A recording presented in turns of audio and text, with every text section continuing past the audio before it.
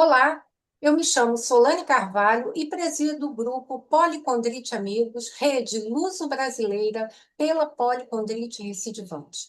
Hoje nós estamos dando continuidade a um projeto chamado Convivendo com a Policondrite Recidivante, que é um projeto que busca ouvir a voz daqueles que vivem com essa patologia. A policondrite recidivante é uma doença autoimune rara, sistêmica, que causa uma inflamação recorrente em cartilagens, atingindo também tecido conjuntivo.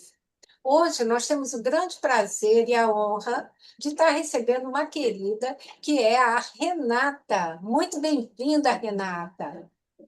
Obrigada. Prazer ter a Renata aqui. Hoje nós vamos conhecer um pouco da história da Renata e a história também da filha da Renata. A Renata tem policondrite recidivante e a sua filha também tem policondrite recidivante. Renata, nos conte um pouquinho da sua história. Como foram os primeiros sintomas? Como foi o seu diagnóstico e da sua filha?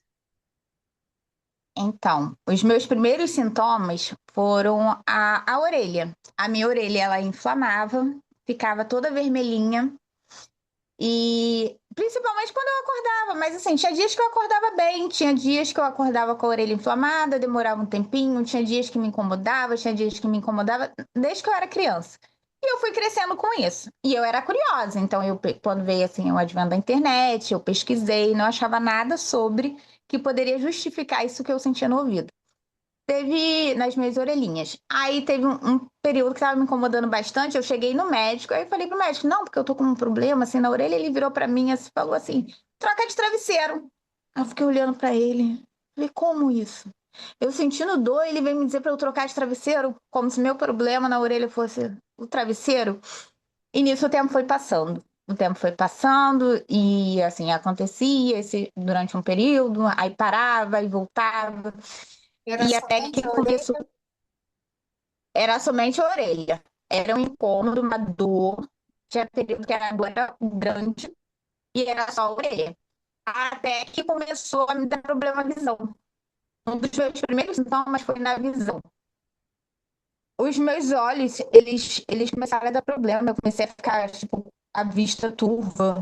E teve uma vez que eu precisei ler um documento e a minha vista ficou toda preta, eu não enxerguei nada. E aí eu comecei a procurar o oftalmo, porque estava dando problema na visão, eu fui procurar o oftalmo. E não era nada. E assim, aí em um e outro, aí falava que era olho seco, e disse que não tinha nada no meu olho. Eu fiz fundo de olho, eu fiz alguns exames oculares e deu que não tinha nada ali. E eu estava com problema, que estava me atrapalhando de coisas simples, tipo ler.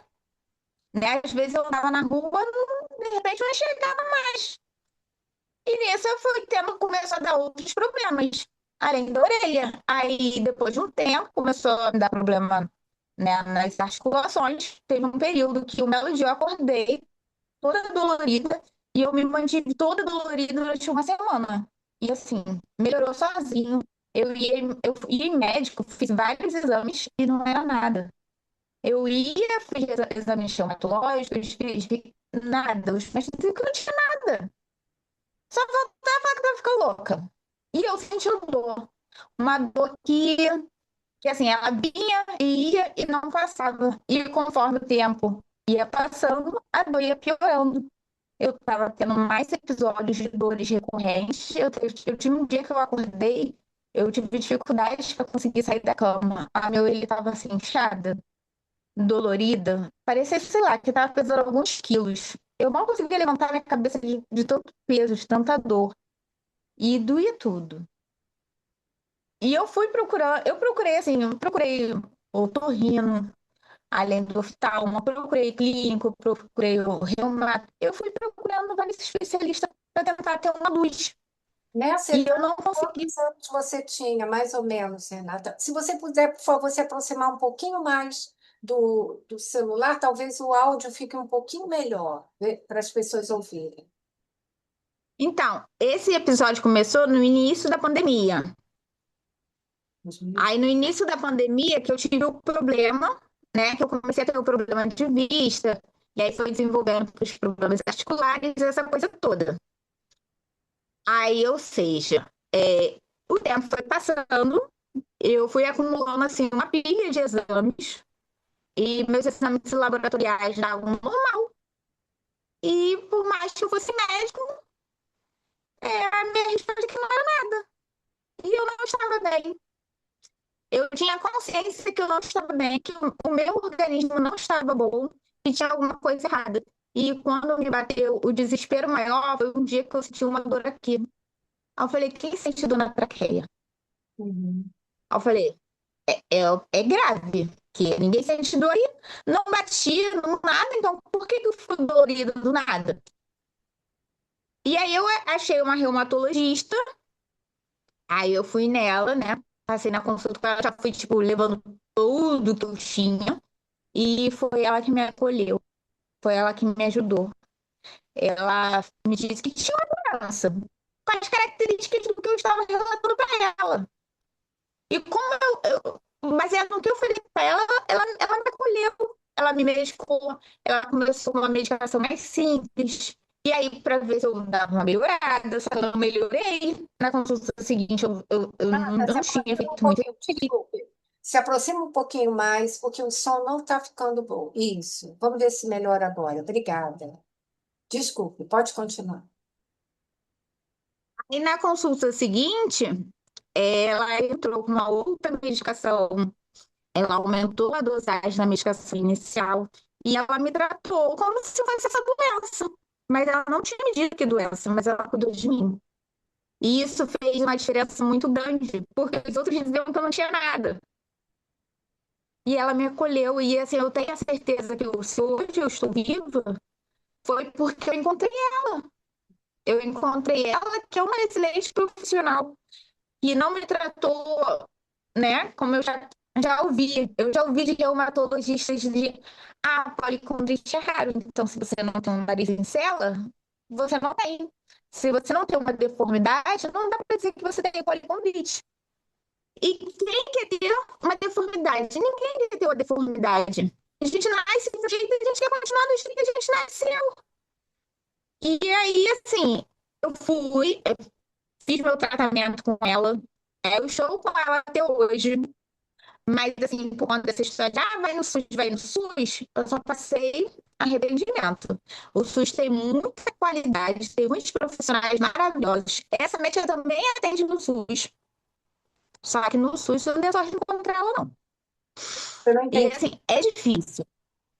Ah, ah, Assim, essa doutora, eu faço meu tratamento, eu faço com ela no particular. sim. Ela também é médica do SUS. Ela também atende no SUS. Só que no SUS eu não consegui encontrar ela. Porque no SUS ela não trabalha com a policondrite, ela trabalha numa outra linha da reumatologia. Então, assim, eu não consegui encontrar ela. Aí eu falo pra ela, só acho que dos seus pacientes, né? E tem você lá, porque Renata, é difícil. Renata, então, pelo jeito, pelo que a gente está ouvindo do seu relato, o seu diagnóstico demorou bastante tempo, né? Porque você começou Demorou. os primeiros sintomas na infância e você Sim, teve o diagnóstico já na vida adulta, sim. correto? E mesmo depois que a coisa ficou feia, que começou a dar problema em várias partes do corpo, eu tive dificuldade para ter o diagnóstico. Isso é um dado muito importante, gente, para todos que estão nos ouvindo, porque a da dificuldade do diagnóstico das doenças raras, né? E o quanto nós temos que trabalhar para que essas doenças sejam mais conhecidas e possam ser mais diagnosticadas, porque a gente vê o sofrimento das pessoas que veem sintomas muitas vezes se agravando num quadro que poderia ter sido tratado logo no seu início, né? Evitando o desenvolvimento, o agravamento da doença e a importância do diagnóstico, né? Mas que bom, Renata, que você encontrou uma médica que com certeza conhecia a policondrite recidivante e pôde reconhecer esses sintomas e te acolher, né?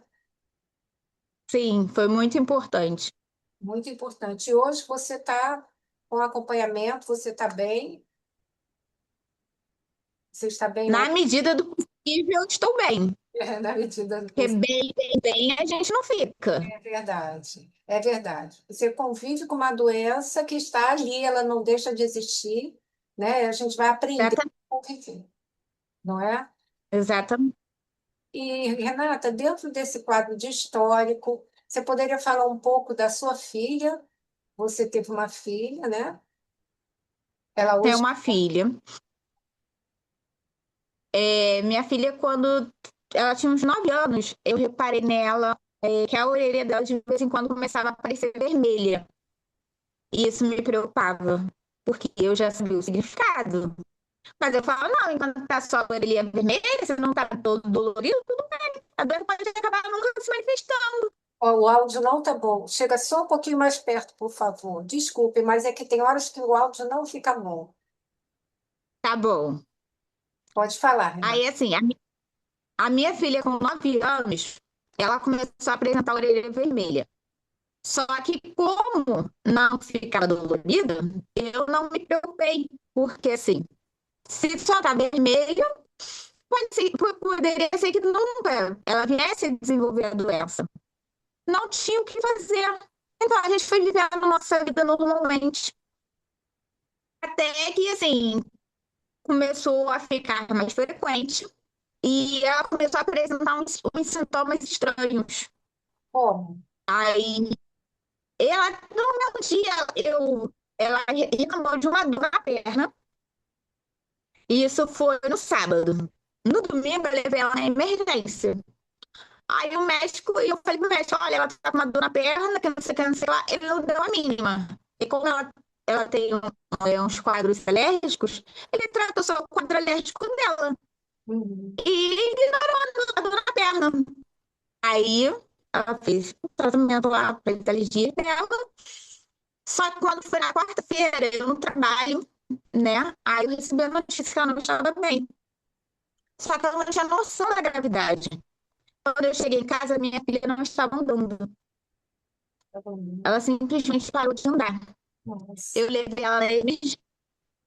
Aí fizeram o exame nela e falaram que ela estava com miosite.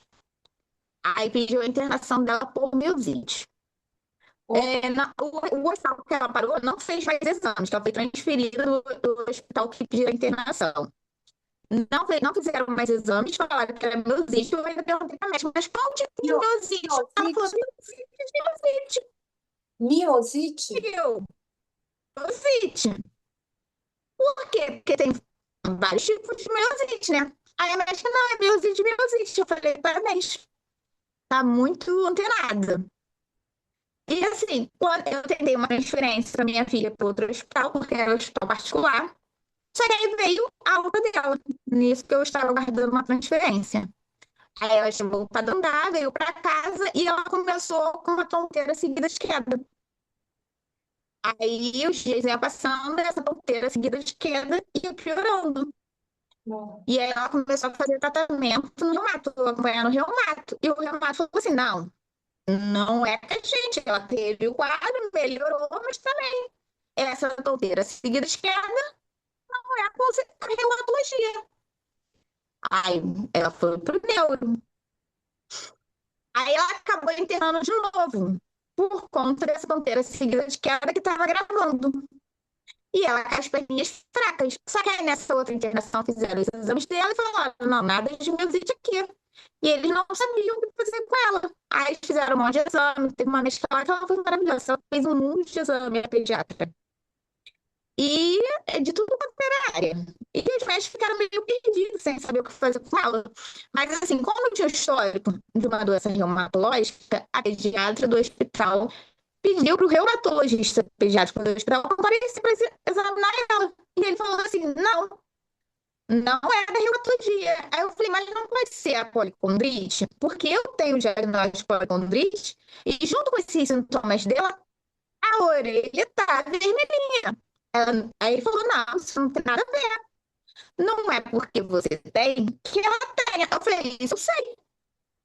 Aí ele falou assim: em adulto é raro, em criança é mais raro ainda. Eu falei: mas não é só porque é raro que não se pode ter. Aí você sabe quantas crianças tem na literatura? Aí eu falei: não sei. Mas tem certeza que não é? Ele falou, não é. E ela recebeu alta desse hospital com um diagnóstico de epilepsia, Nossa, fazendo tratamento para epilepsia. nossa. E uma epilepsia que, por mais que acompanhasse, não resolvia. Eu levava ela para o neuro, eu percorria quase 50 quilômetros para chegar no neuro, para tratar uma epilepsia que não melhorava. E assim, e eu levava nele, no neuro, aí levava no reumato, e o reumato dizia que não era com eles, e aí ficava nesse jogo de empurra-empurra, e assim, aí tratando a epilepsia, então o que eu falei assim, não tá apresentando melhora, vai tomar, parar de tomar remédio, vai ficar tomando um remédio para epilepsia se não tá resolvendo. Troca de remédio, fica um tempo, não resolve. Troca, fica um tempo, não resolve, não melhora. E só piorando, só piorando. E aí eu comecei a procurar outros especialistas. E assim, a minha filha estava sendo tratada no setor de reumatologia de um lugar que, tipo, é referência no Rio de Janeiro, né? Muito bem conceituado. E assim, e eu não estava gostando. Mas todo mundo falava, não, é referência, é isso, aquilo. Eu ainda fui aluna dessa universidade. E assim, eu acreditava muito no potencial deles, sabe? E eu vi que não estava funcionando. Até que um dia, a coordenadora da reumatologia pediátrica veio para mim e falou assim: ah, não dá para ela dizer que ela tem uma doença, ela não tem nenhuma deformidade. E minha filha só piorando, eu levando ela lá toda semana, porque eles marcavam uma ida para ela lá toda semana. Eles só anotavam como ela estava, marcavam a volta, não fazia nada por ela. Aí eu comecei a procurar outros. Aí foi quando eu achei. A reumatologia pediátrica de uma outra universidade. E aí ela foi passando a consulta. Eu já fui mesmo chamar, levando os documentos dela, os exames, essa coisa toda, eu tinha dela. E assim, ela teve perda auditiva, uma perda auditiva significativa. Além da asma dela nesse processo, que era uma asma que ela tinha tipo, desde que nasceu, estava descontrolada direto. Aí, ou seja, ela de um diagnóstico inicial de miosite, ela se tornou cadeirante parcial, porque assim, tem dias que ela só anda na cadeira de roda, porque ela não tem força nas pernas. E era uma criança aparentemente saudável. E mesmo ela estando na cadeira de rodas, aí fez a auditoria, teve perda auditiva, aí cai no chão do lado. Essa universidade, esses médicos diziam que não era. E aí, quando ela chegou numa outra universidade, todo mundo fala mal. Tipo, tem um grupo muito grande de pessoas que falam mal aqui dessa universidade. A médica de lá falou: opa, peraí, vamos ver isso aqui direitinho. E assim, a perda auditiva da minha filha, de um exame para o outro, teve mais perda auditiva ainda. Tava um negócio assim, descontrolado. Aí ela começou a medicação para tentar, tipo, melhorar, dar uma recuperada na audição. Ela teve um cuidado com a minha filha muito grande. Ela foi humana, coisa que a gente nem mais sabia que existia. E assim, hoje minha filha não está bem, mas comparada ao que ela estava, porque é como se minha filha tivesse chegado no fundo do poço. Imagina você chegar no fundo do poço, estando no médico toda semana fazendo acompanhamento. E assim, hoje ela morou, né? Ela continua com as tonturas de queda. Ela tem a perda auditiva dela, mas comparado ao que ela estava, ela tá maravilhosa. Ai, que bom. Mas ainda é coisa feia. Que A bom. coisa tá feia, mas para Deus, o que está tá muito bom. Mas foi porque eu consegui encontrar uma reumatologista que deu início ao tratamento dela. Aí depois disso eu encontrei um outro reumato do SUS pediátrico. Deu continuidade no tratamento dela, porque essa médica é de uma universidade particular do Rio, então tem a agenda da universidade. Aí assim, quando os alunos estão tendo aula, a agenda está correndo normal, está tendo atendimento, mas quando eles entram de férias, não tem. É. E aí, como a gente fica sem médico? Porque assim, é uma doença que assim, tem uma hora que a gente tá bem, mas tem uma hora que tudo muda. E aí eu encontrei esse médico que também cuida dela. E assim, é possível achar um médico humano, mas não é fácil, porque assim, tem muitos médicos que desconhecem a doença e os que assim não nos conhecem têm preconceito, porque eu entendo um preconceito. Você dizer que só porque é raro não se tem, só porque é raro você vai ignorar todos os sintomas que o paciente está te relatando e não fazer nada para auxiliar ele, para ajudar ele. Uhum. A gente está falando de vida. E assim, a falta de medicação em determinado estágio da doença pode agravar muito. Com certeza, Renata, com certeza. E isso que você está falando é muito importante. Seu áudio não está muito bom, eu estou até um pouco preocupada se as pessoas vão conseguir compreender. Tá? Tem horas que a voz realmente embola, tá, o som está baixo. A gente torce que dê certo, que a gente consiga que todos consigam te ouvir. Mas o que você está trazendo, a história que você está trazendo, é uma história muito, muito importante para todos nós, que eu tenho certeza que pode ajudar muitas outras pessoas nesse trajeto, nessa grande luta que é a luta por um diagnóstico, né? E você trouxe Sim, uma coisa muito importante.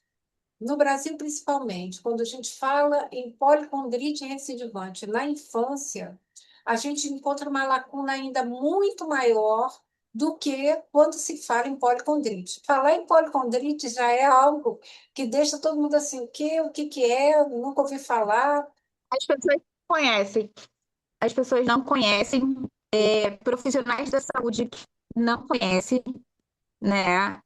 Quando eu vou para emergência, muitas das vezes, assim, às vezes eu tô atacada da doença. Eu tenho consciência que eu tô atacada da doença.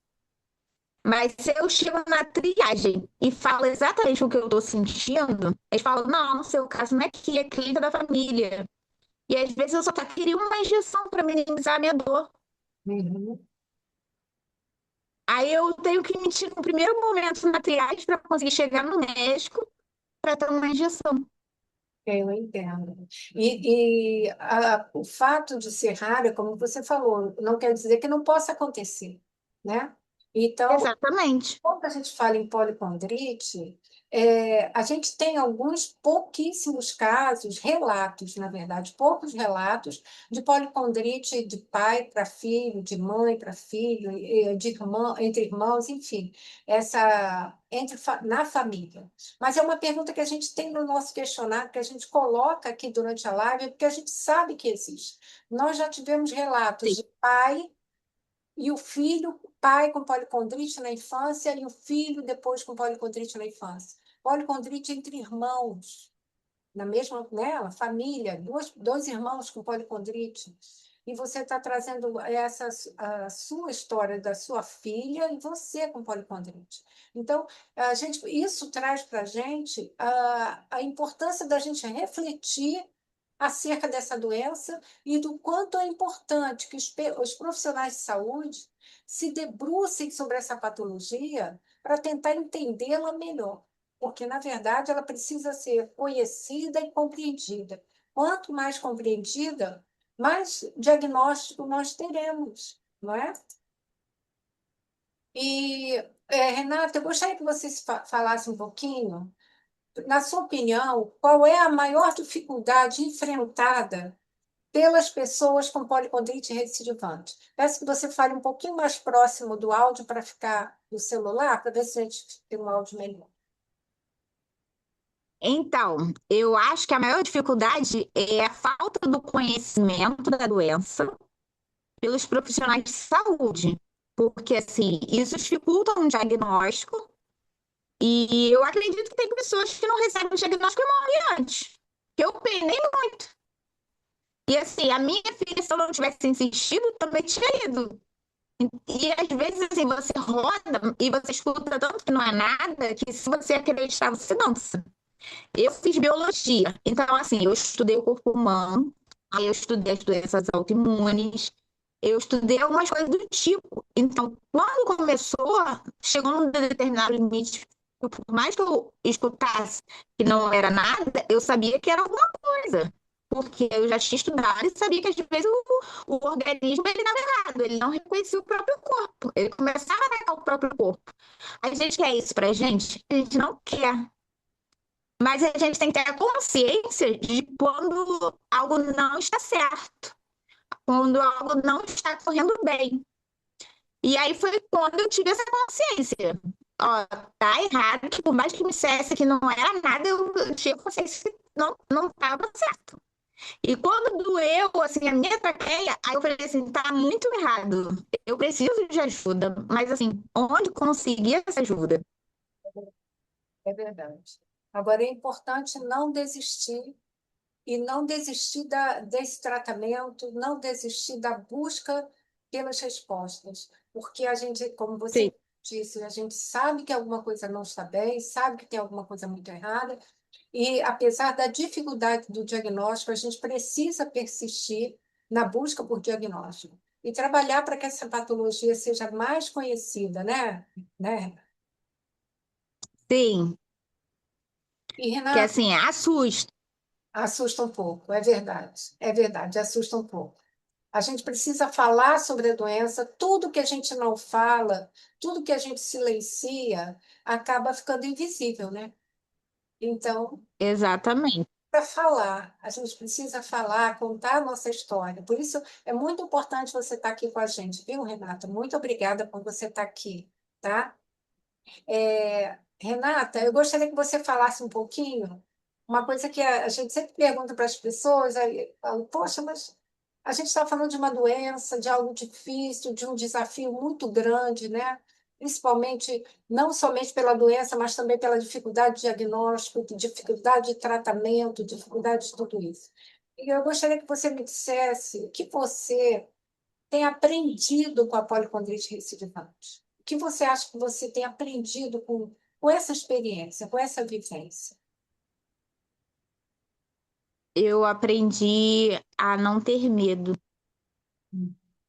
Eu era medrosa, eu deixei, assim, de ter medo, porque, assim, a gente nunca sabe o que pode acontecer, né? Até quando vai durar a nossa vida, até quando a gente pode ser acometido por uma doença.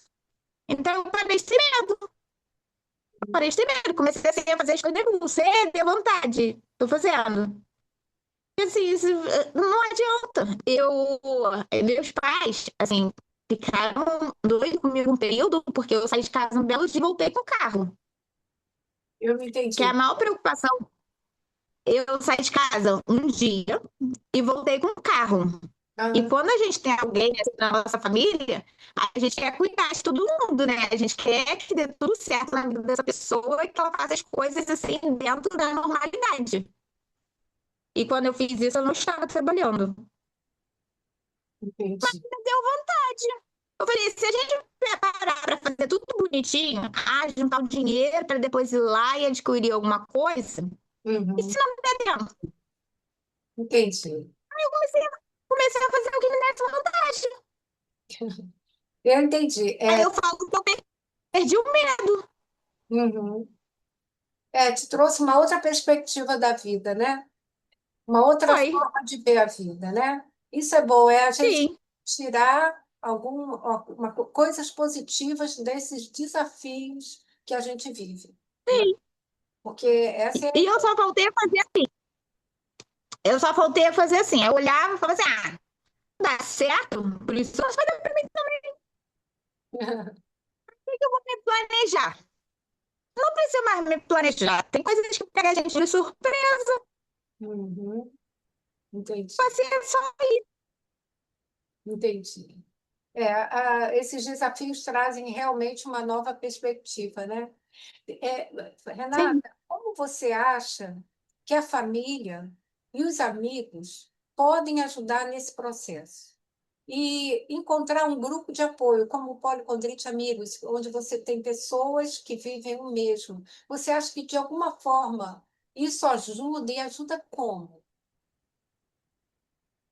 Assim, encontrar uma rede de apoio é muito bom. Porém, quando a gente fala de alguém que a gente ama, as pessoas tendem a sofrer junto com a gente. Uhum. As pessoas tendem a ver o nosso sofrimento e sofrer. E às vezes, quando a gente já está sofrendo, às vezes sofrendo pela gente, a gente acaba sofrendo mais ainda. Porque não queria dar esse sofrimento para os outros. Às vezes a gente já está com a nossa dor. E aí vem aquele estágio de juntar todo mundo para sofrer junto. É complicado. É bastante complicado. Mas, assim, há anos atrás, eu vi uns relatos, né, do Policondrite Amigos. E eu falei, tá todo mundo sobrevivendo, vou sobreviver também. Então, assim, ver outros casos de pessoas, assim, que estão conseguindo viver, né, conviver com a doença, seguir em frente, isso ajuda. E eu agora, assim, eu busco uma lado positiva. Ah, deu certo para o meu coleguinha? Vai dar certo para mim. O que acontece? A polipondrite recidivante, ela se manifesta de formas variadas, ela pode se manifestar de uma forma mais branda, mais moderada ou grave, ou mais grave, digamos, né? Mas nós temos que Sim, considerar que a medicina também vem evoluindo e ela tem abordado, conseguido, felizmente, abordar com todo esse arcabouço medicamentoso, terapêutico, conseguido abordar as doenças reumáticas cada vez com mais amplitude e de uma forma mais acolhedora para o paciente. Então, a gente sabe que hoje, com acompanhamento médico regular, estando atento aos sintomas, na grande maioria das vezes, a gente consegue administrar a policondrite recidivante. Então, nós temos vários casos no nosso grupo de pessoas que convivem há mais de 10 anos, há 20 anos com a policondrite recidivante. A literatura médica de antigamente falava num prognóstico muito curto, porque se conhecia menos ainda sobre a doença. Então, hoje a gente já se mas conhece não é fácil. mais. Não, não é fácil. A gente consegue conhece um pouquinho mais, os prognósticos são melhores, né? Mas a gente sabe que é uma doença que tem um conjunto de sintomas que é muito debilitante. Então, você ter o Sim, diagnóstico e o tratamento, pô, né? Isso ajuda e faz toda a diferença, né? eu falo assim, que quando eu iniciei o tratamento, eu não tinha, assim, nenhum problema, como é que se diz, que aparecesse em exame. E anos depois, mesmo fazendo o tratamento, aconteceu de fazer o exame, tá ali a lesão, que antes eu não tinha quando eu comecei. Imagine se a médica não me tratasse porque eu não tinha uma lesão, não tinha um exame que mostrasse Uhum. como eu estaria. Porque os sintomas, os exames, por exemplo, os índices inflamatórios nem sempre aparecem durante os exames, durante uma crise. Pode acontecer de não aparecer, né? Agora, é importante Sim, a gente ter conhecimento sobre a doença, conhecer a doença, encontrar profissionais que conheçam a doença e nos acolham, e ter uma família que reconheça isso. E essa rede de apoio entre pessoas que vivem a mesma situação, isso faz toda a diferença. A gente entende que o apoio entre pares colabora muito, sim, né? isso é muito importante. E com certeza, Renata. E Renata, que mensagem você gostaria de deixar para as pessoas que estão nos ouvindo? Somos ouvidos, que vale a pena viver para não desistir. Fácil não é, mas não desista. Continue insistindo, porque a vida pode ser linda, mesmo dolorida. Muito obrigada, Renata. Isso é bom saber que você está bem, que você está administrando a doença bem, que sua filha está melhor também. Eu quero que você saiba que vocês podem contar com o nosso apoio, tá? Estamos aqui para ajudar, para colaborar, para somar, para dar as mãos, porque todos nós, de alguma maneira, vivemos esse grande desafio que é conviver com uma doença autoimune rara num país onde doença rara é pouco vista, pouco lembrada, e por isso o diagnóstico e o tratamento se tornam, às vezes, um grande calvário. Então, nós Sim, trabalhamos muito para melhorar isso, para que as pessoas vivam com mais qualidade de vida. E o Policondrite Amigos está em todas as redes sociais, temos o nosso site, policondriterecidivante.com.br. Nós queremos agradecer muito a todas as pessoas que nos assistiram. Renata, é um prazer ter você aqui. Saiba que você não está sozinha nesse caminho. Você não está sozinha nessa jornada, nem você, nem sua filha. Depois queremos conhecer sua filha também, vai ser um grande prazer. E fica a tá bom.